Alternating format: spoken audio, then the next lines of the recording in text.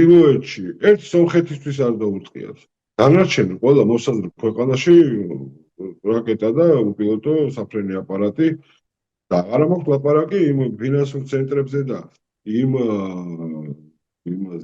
საასათბურე პირობებში, რაშიც მოქმედებდა ირანის სპეცსამსახურები და ჰქონდათ აქვთ კაპიტალი და ყავთ აგენტურა და ახორციელებდნენ წრეხს მთელ მსოფლიოზე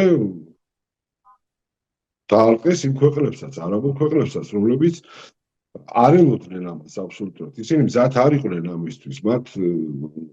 მათ სამხედრო თვალსაზრისით ხო ქვეყნები არ უშენებიათ, ისინი იყვნენ ამერიკული მხარის უსაფრთხოების უზრუნველყოფის გარანტიების ქვეშ და მაინდამაინც ხარჯავდნენ დიდ ფულს ბურჯ ხალიფაზე, მაგრამ როგორც აღმოჩნდა, ანტიდრონი არ ჰქონდათ სტიკულად და მოუწიათ ხარჯვა უძვირესი რაკეტების, პეტრიოტის რაკეტების, რომელიც რა თქმა უნდა ფიზიკურად რაოდენობით არ არის საკმარისი იაფიან